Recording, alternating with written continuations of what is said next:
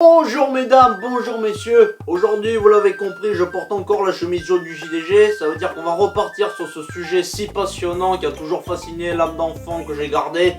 Les dessins animés. Vous commencez à me connaître, les dessins animés, c'est comme le théâtre, le cinéma, la musique et mes autres passions.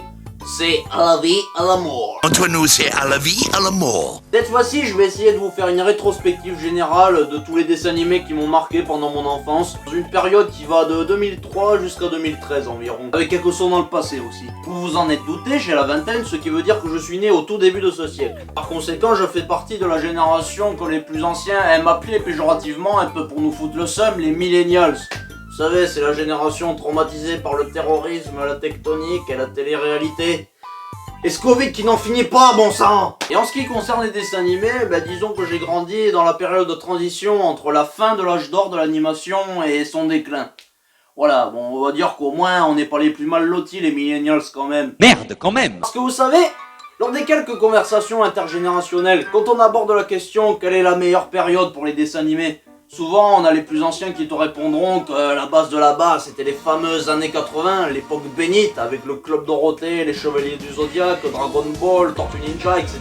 Et il y en a d'autres un peu plus jeunes qui te répondront que les années 90 c'était la dernière bonne période pour se mater de bons dessins animés avec Batman, le laboratoire de Dexter, Cartoon Network et j'en passe. Or, il existe une période souvent mal aimée, souvent considérée comme le début où tout a foiré, les années 2000. Et face à ce lynchage, je me dois de protester. Car même si c'est vrai que c'est à partir de cette décennie que les emmerdes ont commencé, avec notamment l'invasion lente mais ravageuse de la 3D, les scénarios peu inspirés et superficiels, permettez-moi d'avouer que les années 2000, c'était pas si mal en fait. J'ose même considérer que c'était la dernière bonne époque pour mater de super bons dessins animés. Bon, accompagné de trucs à chier, c'est vrai, mais au moins il y avait des trucs potables, on va dire. Et encore potable, c'est un bien grand euphémisme, hein, croyez-moi. Ah quand tu compares à ce qui se fait aujourd'hui, tu relativises beaucoup. Oui, c'est vrai, au moment où je dis ça, je passe peut-être pour un vieux con. Mais laissez-moi vous dire une chose.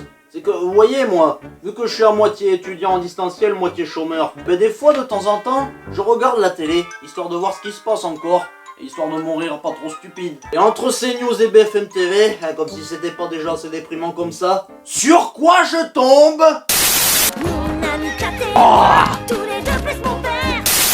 Oh mon dieu! Assez, c'est ignoble, c'est ignoble! Guitare, je te l'avoue, le temps, c'était mieux avant. Mais bon, rassurez-vous, je vais pas faire ma pleureuse comme la dernière fois, chialer sur le négatif ou sur les trucs qui m'ont traumatisé. Alors, je vous raconte mon histoire.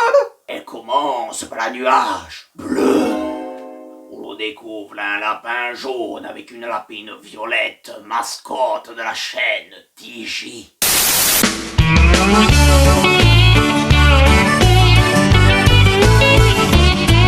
TG nous. Ah, TJ, le bon vieux temps. Tout vient de là où tout a commencé. Et attention, je parle bien de l'ancien TJ. Parce que le TJ d'aujourd'hui, Nique ta mère. Ah, bref, c'est plus ce que c'était. Cette chaîne, c'était peut-être pas le Club Dorothée, c'est vrai, je vous l'accorde, mais en tout cas, en 2004, quand tu y repenses, quand tu rentrais de l'école avec ton cartable, avec la petite boîte de Nutella, avec les bâtonnets à tremper, les biscuits granola et l'Ice Tea, alors là, franchement, c'était le paradis, y avait pas mieux. Pourquoi les enfants ils ont plus ça? Franchement, t'as pas grandi, gamin, je vais t'apprendre la vraie vie, moi, Au moins, avec TJ, c'était encore l'époque où les gamins étaient bien accompagnés et où ils étaient pas pris pour des demeurés. Dans cette chaîne, on était accompagnés souvent avec une petite voix off qui était rassurante, un peu comme une deuxième maman qui nous présentait tous les dessins animés qu'on regardait. Et entre les pubs et ces dessins animés-là, il y avait des petites animations qui étaient vraiment bien faites pour l'époque. Ça aussi, les TJ et Gulli d'aujourd'hui, prenez des notes! Je veux dire, mais regardez-moi ça, comme c'est beau!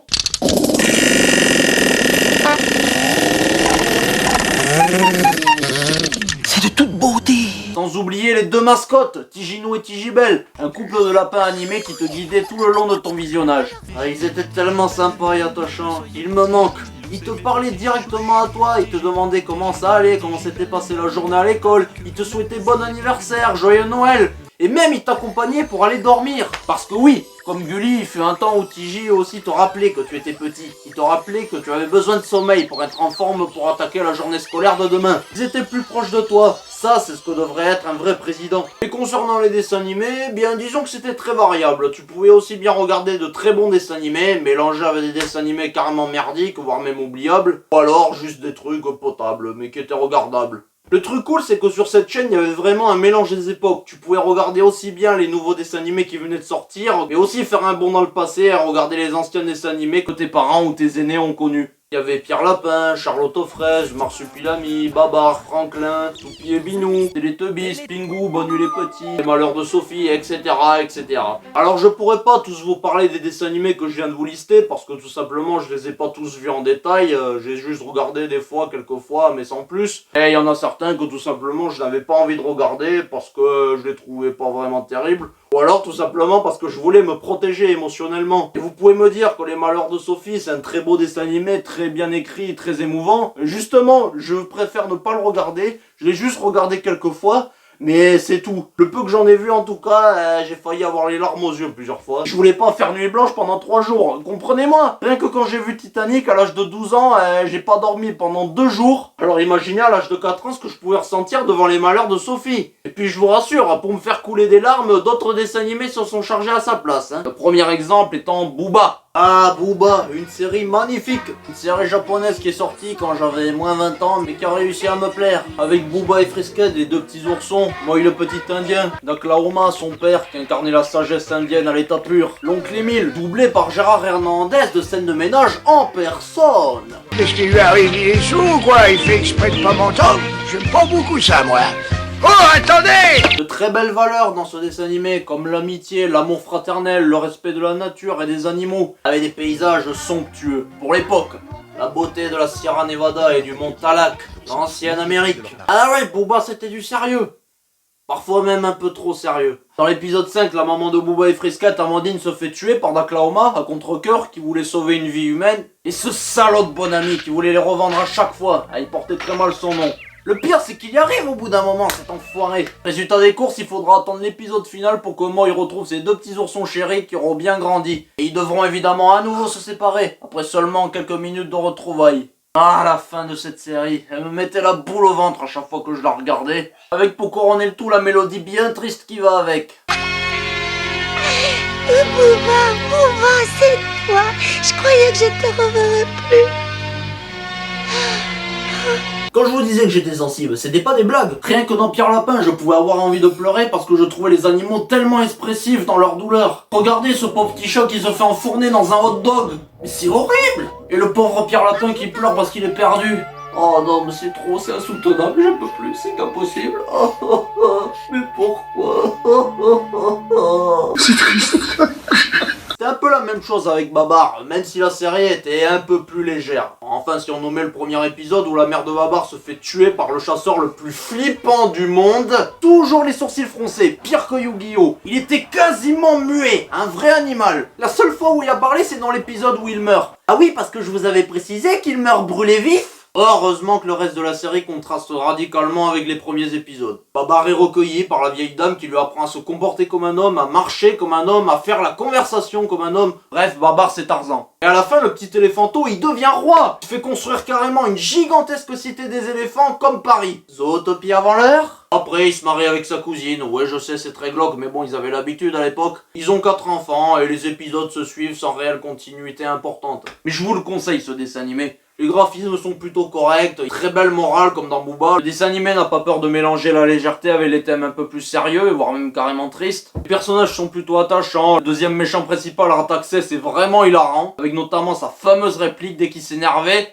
Basile! Et je le précise encore, les comédiens de doublage ici faisaient un superbe travail. Christian Allers, grand et regretté acteur qui faisait Babar. Notre Gérard Hernandez national pour Cornelius, Michel Vaucoré pour Rataxès, Roger Carrel pour Basile, Evelyne Grandjean pour Céleste et Dame Rataxès. Et surtout Jacques Siron pour Pompadour. Alfred version éléphant. La classe, mes amis. Mais mangue, elles sont obligatoirement quelque part par là. Mais où?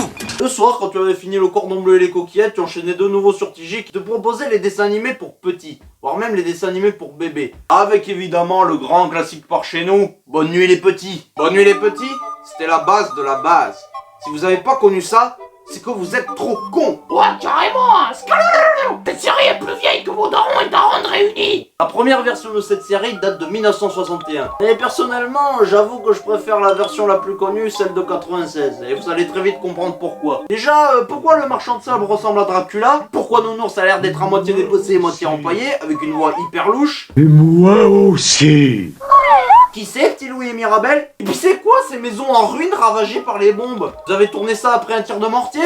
Eh Darmanin, on a besoin de toi. Inutile de vous préciser que cette série a été maintes fois parodiée par les Cassos ou par les YouTube Poop. Enfance détruite, mission accomplie. D'ailleurs à ce sujet, je ne peux que vous conseiller le sketch de Garnier et Santou ou Ondar Show qui est juste hilarant. Attends, qu'est-ce que tu fous, peintre? On va se faire défoncer par le marchand de sable, là. Je veux dire, la prochaine fois qu'il me balance du sable sur la gueule, je lui fous un coup de boule. Fais chier, j'en ai pas mon plumard, ça me donne de l'eczéma, merde. Teletubbies, bien sûr, qui m'a trop traumatisé. Et surtout Pingu.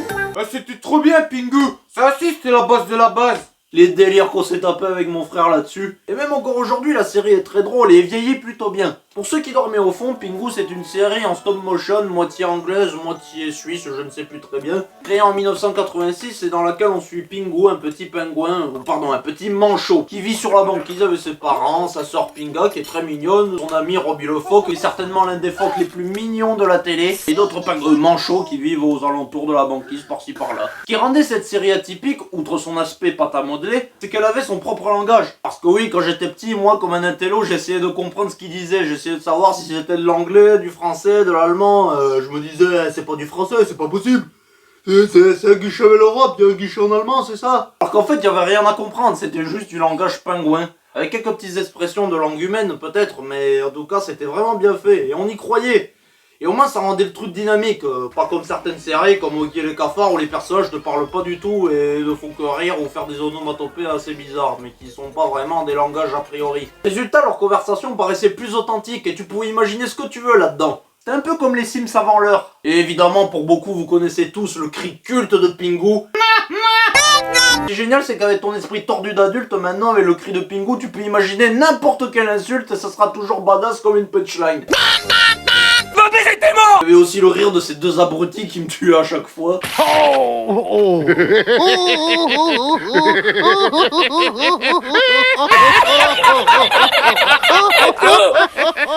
Mais moi, ce qui m'éclatait au sol à chaque fois, c'était la colère du padré. Oh, comment il s'énervait! Ça chauffait! D'ailleurs, quand je l'entends vociférer, des fois, je sais pas pourquoi, mais je pense au manchot nazi.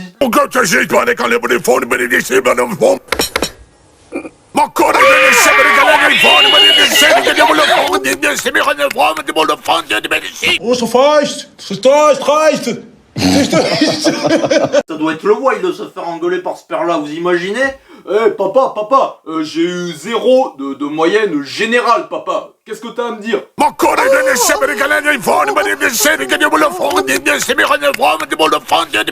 Je suis dans une colère noire. Malheureusement pour beaucoup, je sais, vous avez de mauvais souvenirs de cette série à cause de ça.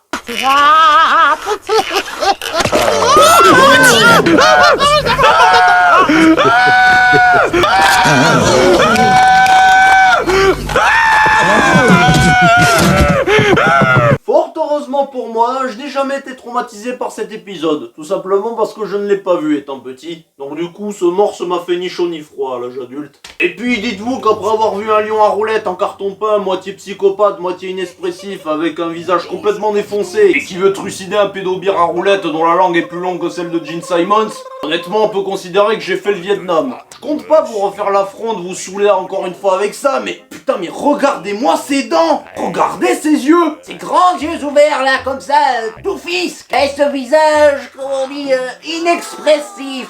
Pourquoi il change de couleur? Pourquoi je suis autant choqué par le sadomasochisme de cet ours? Quel est le crétin qui a eu l'idée de ce creepypasta sataniste d'enfant? Pourquoi ça finit sur un gros cliffhanger?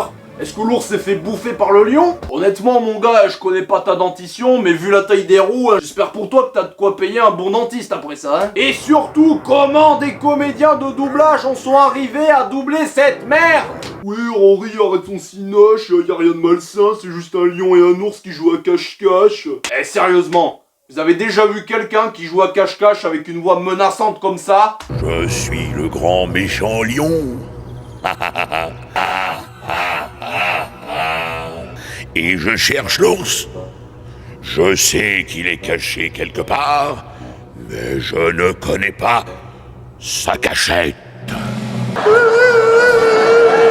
Et voilà, c'est tout pour aujourd'hui les loulous. Bon, j'aimerais aller plus loin, mais le problème c'est que la vidéo va commencer à s'éterniser. Là, ça fait depuis un quart d'heure qu'on a démarré. Mais vous inquiétez pas, je ferai bientôt une seconde partie dans laquelle je vous parlerai encore plus des dessins animés qui m'ont marqué. Et croyez-moi, le chemin est encore long. Et vous ne voudriez manquer ça pour rien au monde. Et n'oubliez pas, abonnez-vous les loulous!